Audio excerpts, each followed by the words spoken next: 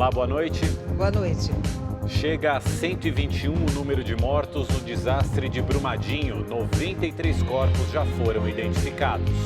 226 pessoas seguem desaparecidas. As operações de resgate continuam e bombeiros usam maquinário pesado para abrir caminho na lama. E você vai ver também. Moradores do entorno da barragem de Jucazinho, no agreste pernambucano, têm medo. O reservatório aparece na lista de barragens com risco de rompimento. Tragédias como a de Brumadinho e também de Mariana, há 3 anos, se refletem em estados como o Espírito Santo. Uma das cidades turísticas do estado pede ajuda. Na Venezuela, sábado de manifestações em favor e contra Nicolás Maduro. O Rede TV News volta já com muito mais.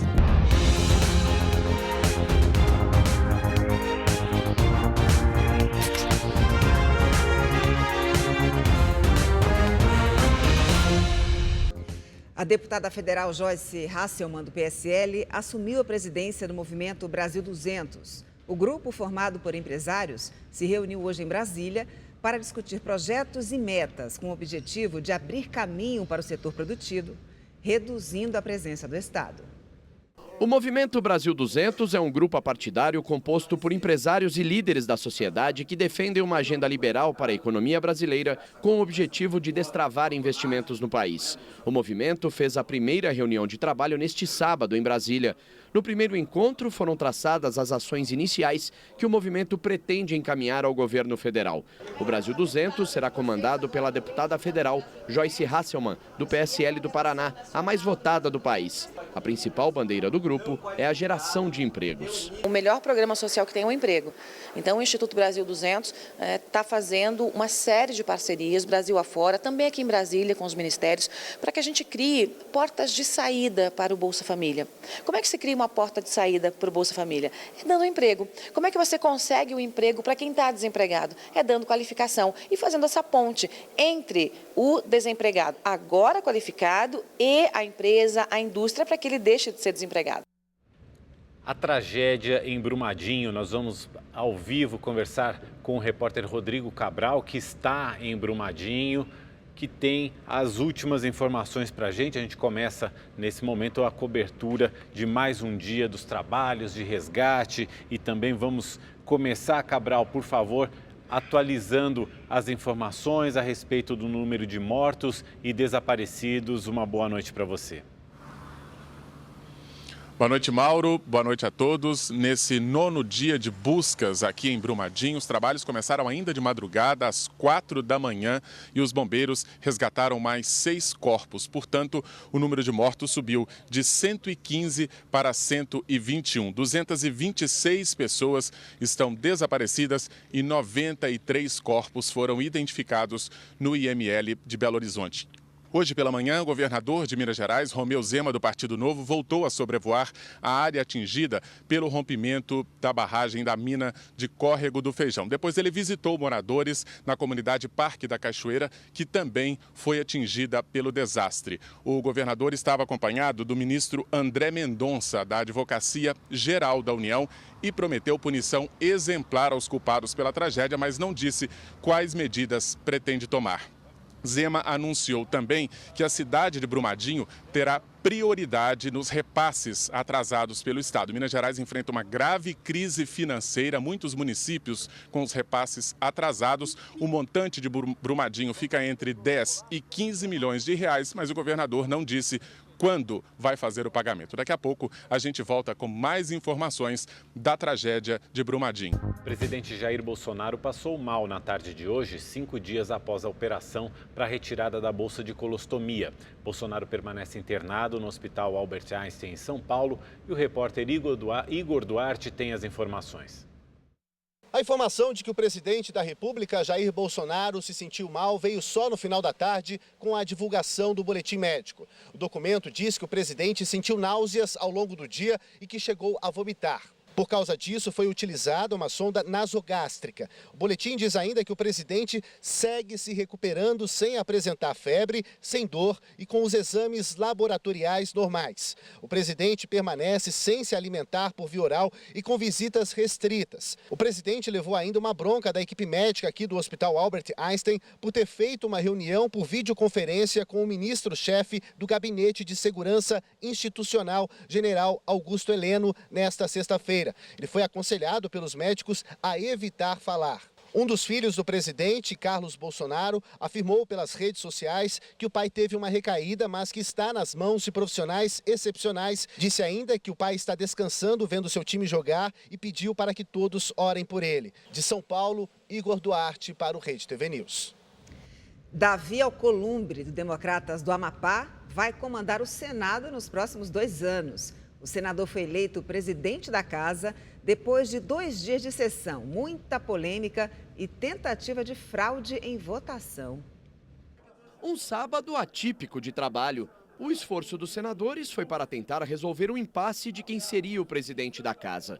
A eleição foi parar no Supremo Tribunal Federal e o ministro Dias Toffoli atendeu a um pedido do MDB e do Solidariedade e determinou que a votação fosse secreta, contrariando a maioria dos parlamentares. Eu sou do princípio que decisão judicial se cumpre, por mais esdrúxula e absurda que ela seja, como foi essa decisão.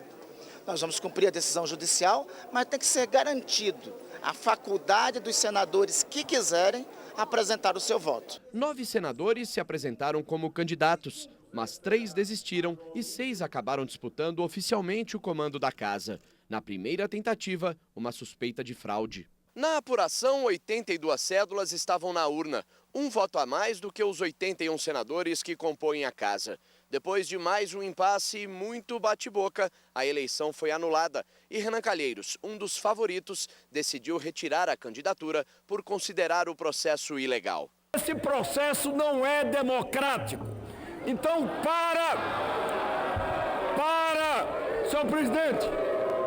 senhor presidente, para demonstrar, estou encerrando, senhor presidente, sobre a votação, para demonstrar que esse processo não é democrático, eu queria lhe dizer que o Davi não é Davi, o Davi é o Golias. Ele é o novo presidente do Senado e eu retiro a minha candidatura, porque eu não vou me submeter a isso. Na segunda tentativa, Davi Alcolumbre acabou eleito presidente do Senado com 42 votos. O senador do Democratas foi o protagonista da tumultuada sessão de ontem, quando tentou presidir a eleição do Senado e teve a legitimidade questionada. A senadora Cátia Abreu chegou a tomar a pasta da presidência de Alcolumbre. O agora presidente do Senado está no primeiro mandato, tem 41 anos e é próximo do ministro da Casa Civil, Onyx Lorenzoni, que articulou a candidatura dele. Só com a transparência em todas as nossas práticas, o Senado reconquistará seu prestígio e revelará sua estatura no conjunto dos poderes.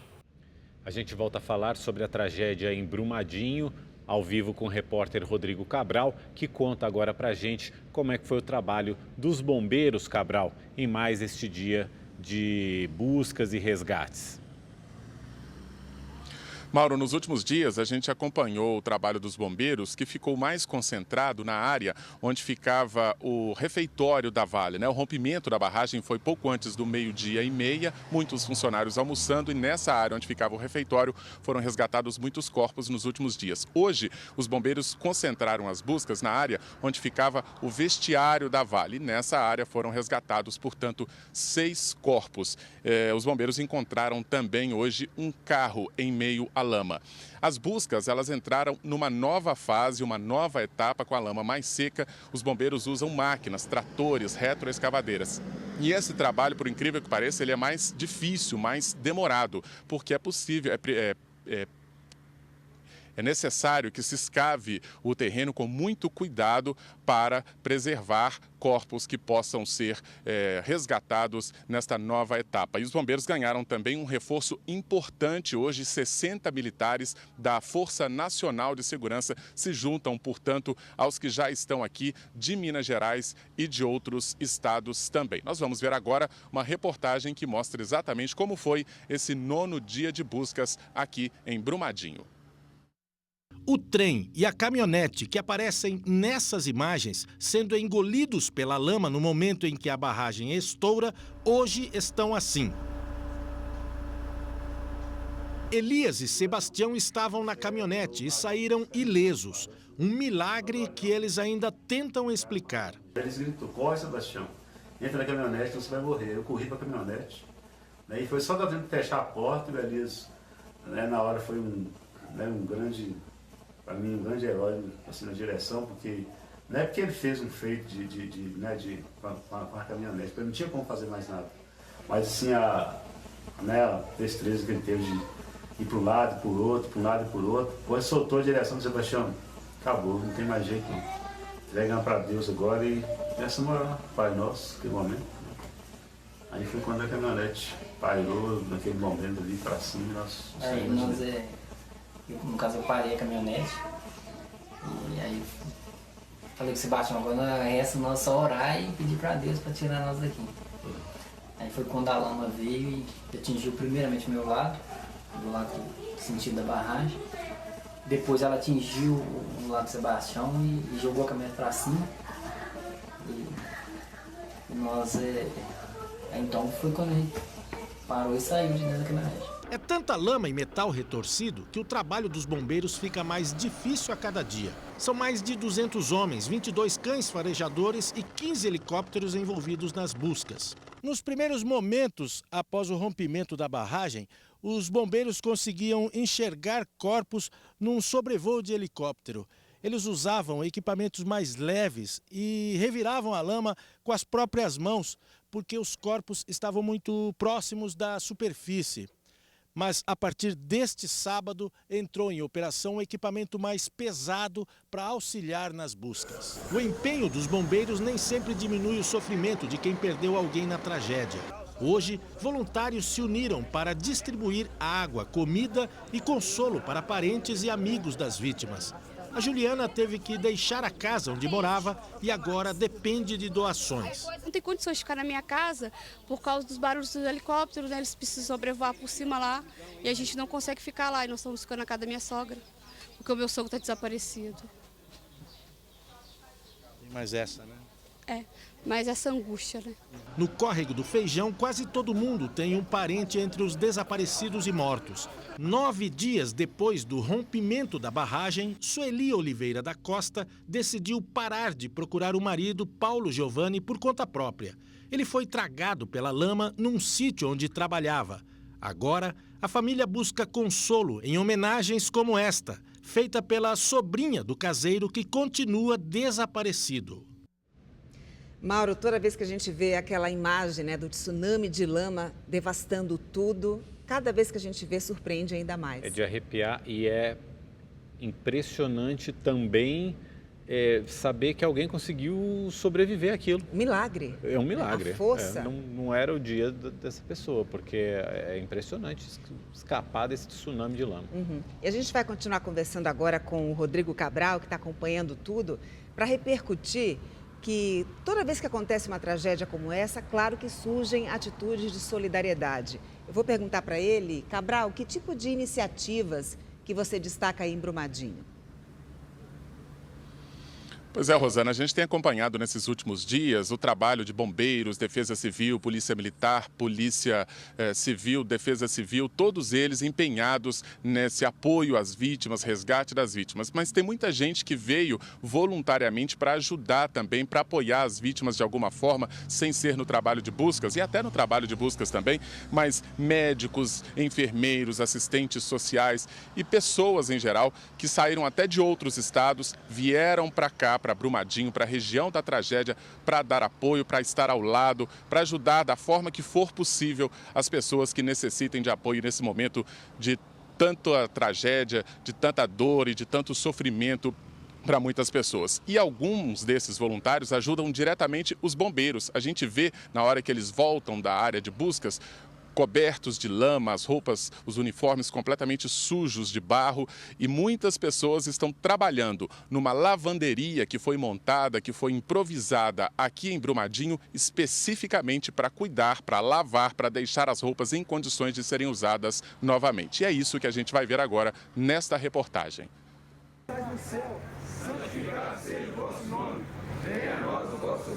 A oração ajuda a amenizar o peso de mais um dia de buscas. Uma semana depois do rompimento da barragem do Feijão, em Brumadinho, o trabalho dos bombeiros continua árduo, intenso. Movidos pela coragem e pela esperança, eles passam horas vasculhando a imensa área de lama em busca de sinais das vítimas desta tragédia. Em meio ao luto da cidade, que chora as inúmeras perdas, a solidariedade aparece em gestos simples, como lavar a roupa suja de lama de quem está empenhado nas operações de resgate. No centro de Brumadinho, voluntários montaram uma lavanderia para ajudar a lavar de graça os uniformes dos bombeiros. Nós compramos as máquinas, inicialmente um número menor, mas a demanda foi crescendo e nós chegamos então a esse total de 13 máquinas. 70 voluntários se revezam aqui na lavanderia. Os uniformes chegam aqui e primeiro passam por esse banho de lava-jato,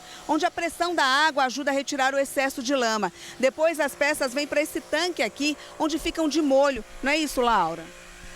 É isso aí. Nós temos aqui uma mistura de um tipo de bactericida e germicida, que é para higienizar as roupas que vêm antes de serem lavadas. Depois ela vai para o tanquinho, né? E depois vai para a máquina de lavar para centrifugar, para bater e centrifugar e sair limpa. Vou falar que eu acho que o maior peso não é nem o da bota com lama, nem o da roupa de neoprene com lama, é o peso do coração, o peso da situação. Não consigo imaginar o que eles estão passando lá. A dona Marilda veio de Belo Horizonte. O filho dela também trabalha em uma mineradora. A gente vem para trazer um pouco de esperança. Poderia ser o meu filho. A Águida é a responsável por dobrar os uniformes. Em cada kit destinado aos bombeiros, ela coloca muito mais do que roupas limpas. E a união faz a força. Se a gente sozinho não consegue nada, mas com mais de um a gente consegue. E agora nós vamos falar da situação do Rio Paraopeba, que foi brutalmente atingido pela onda de rejeitos de minério que se rompeu, que veio da barragem da mina Córrego do Feijão. A equipe da Fundação SOS Mata Atlântica afirmou hoje que o rio está morto a 40 quilômetros de distância da área aqui do rompimento da barragem. Uma especialista em águas dessa ONG disse que não há oxigênio na água, que não tem condição de abrigar vida aquática e muito menos de ser consumida por qualquer pessoa. Só para se ter uma ideia, o nível de turbidez da água nesse trecho é 100 vezes maior o indicado pela legislação para rios e mananciais. Esses integrantes da ONG analisaram a água até agora em 4 pontos do rio e vão analisar em outros 16 pontos nos 356 quilômetros, desde aqui de Brumadinho até a hidrelétrica de Retiro Baixo e o reservatório de Três Marias, no interior do estado. Hoje, essa equipe da ONG SOS Mata Atlântica esteve em Pará de Minas e também em Juatuba, mais próximo aqui à cidade de Brumadinho. Mauro, Rosana. Obrigado, Cabral. Minas Gerais sofre com essa tragédia em Brumadinho, já chorou as consequências do desastre de Mariana há mais de 3 anos. E em relação a essa questão de Mariana, o estado do Espírito Santo também foi afetado por essa tragédia. Essas tragédias afetam, na verdade, o Brasil inteiro, é um ecossistema, não é o meio ambiente não é uma coisa localizada. Isso vai se alastrando, como você viu aí, o Cabral falando do Rio Paraopeba. Vamos ver o que aconteceu lá no Espírito Santo, no caso do desastre de Mariana, na reportagem do Fabiano Rossi. Uma comunidade bucólica. Nas ruas sem pavimentação é difícil encontrar até mesmo moradores. Uma vila que vivia do turismo, da pesca, hoje a realidade é bem diferente. Verão, temperatura nas alturas, mas a praia está vazia. Não tem banhistas e muito menos surfistas. Surfistas porque essa região é considerada uma das melhores do planeta para a prática do esporte. E a situação mudou completamente após a chegada dos rejeitos a Samarco aqui na Foz do Rio Doce. Seu José Barcelos, que tem 58 anos, sempre viveu da pesca em regência. Mas com a água contaminada, restou o saudosismo do bom e velho rio. Antigamente é muito peixe, mas muito mesmo. Você ia fazer uma pescaria no rio aí, você ficava tranquilo. Mesma realidade de seu Darcy, que aos 74 anos guarda na memória a rotina de antigamente. O senhor se sente como com o rio desse jeito? É triste, porque não esperava isso aí, né? Prejudicados, os dois pescadores ainda não receberam a ajuda de um salário mínimo que têm direito. Nem um centavo. E a gente é do lugar. Enquanto isso, moradores sonham que o futuro seja como o passado, com o rio repleto de peixes e o turismo impulsionando a economia de regência.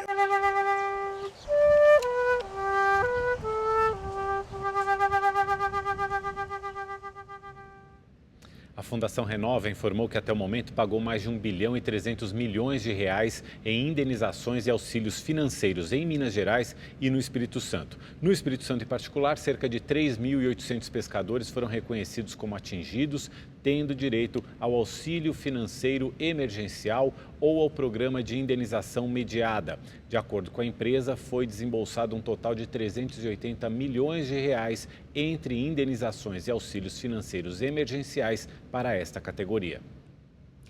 No agreste de Pernambuco, moradores do entorno da barragem de Jucazinho estão com medo.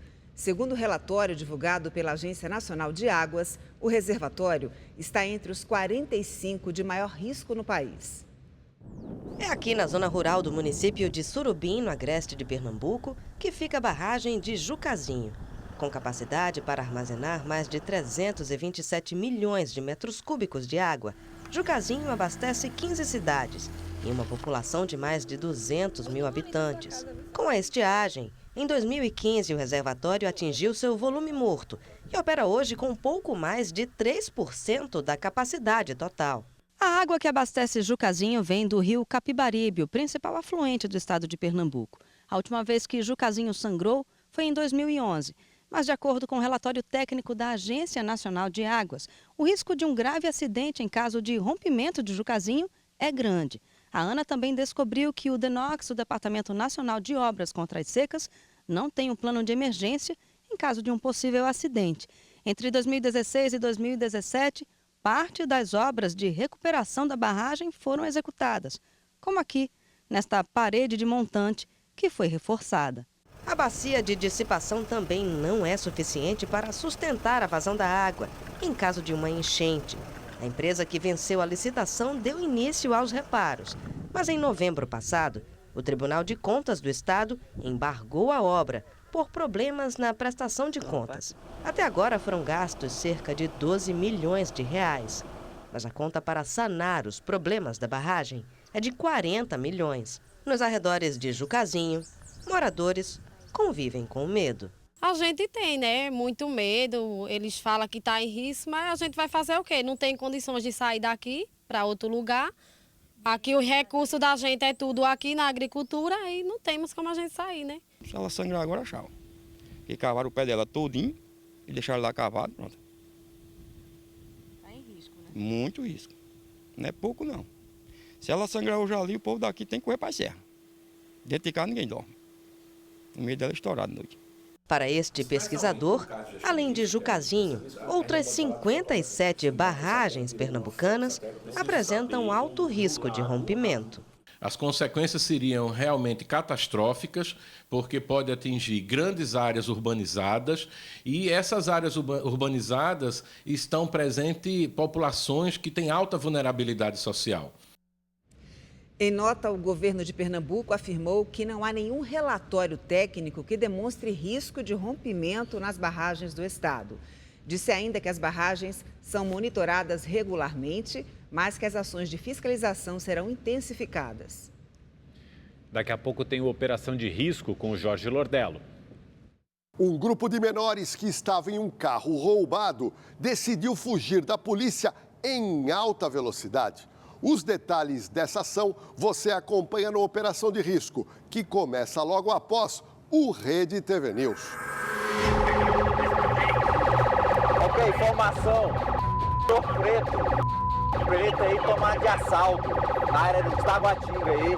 E os caras evadiram da viatura do prefixo nosso e a gente vai ver se acompanha eles aí.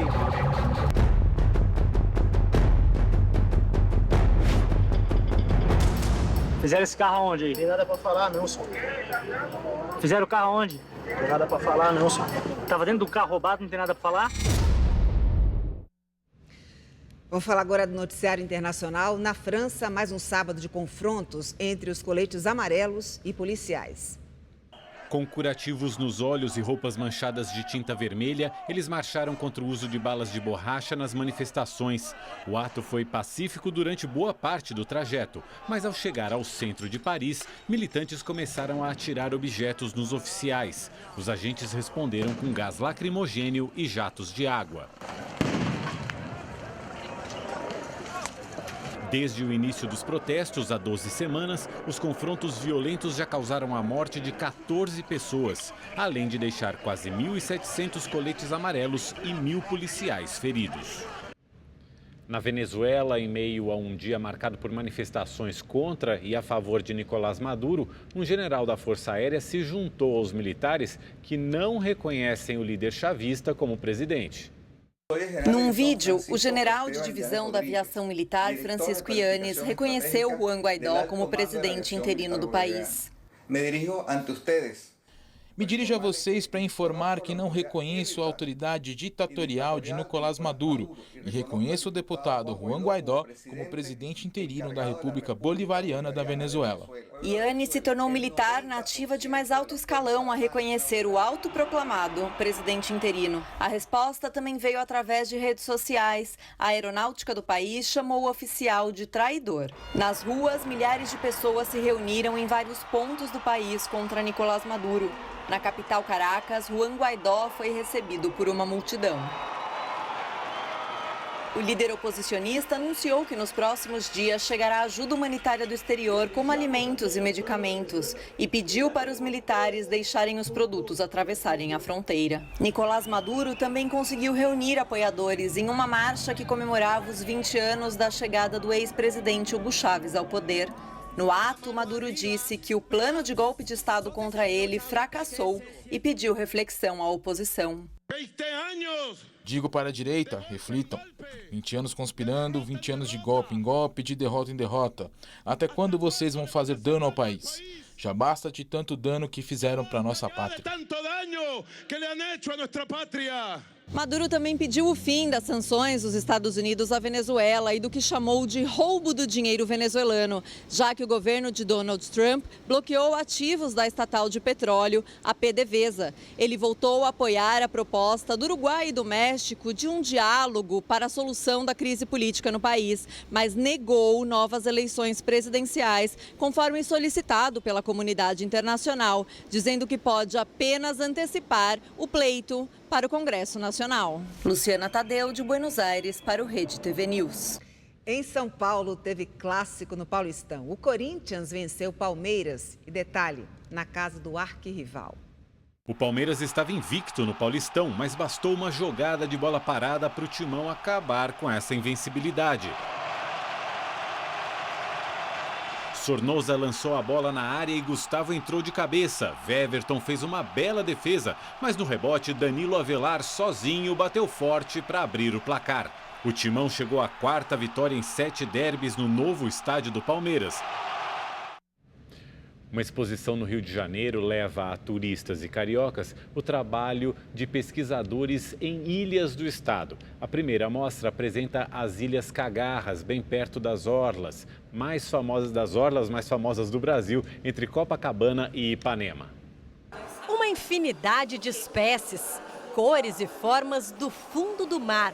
mas que nessa exposição de fotos podem ser apreciadas. Estou achando bem interessante, né? A gente vê a diversidade da região. Estou achando muito interessante e ver os animais, tudo bem legal.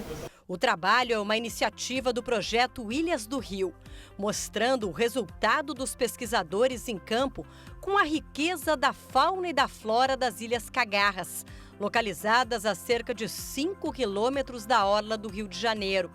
Um dos objetivos é despertar a curiosidade dos visitantes de todas as idades. Olha, mamãe, tem outra estrela! Eu gosto de coisas do fundo do mar, gosto bastante de peixe, de tubarão, de tudo. A exposição, que vai até domingo no Forte de Copacabana, na zona sul do Rio, encantou os turistas argentinos. Realmente está bueno, está muy bueno, muy linda. São mais de 200 fotos tiradas ao longo dos últimos 8 anos, durante pesquisas realizadas na unidade de conservação.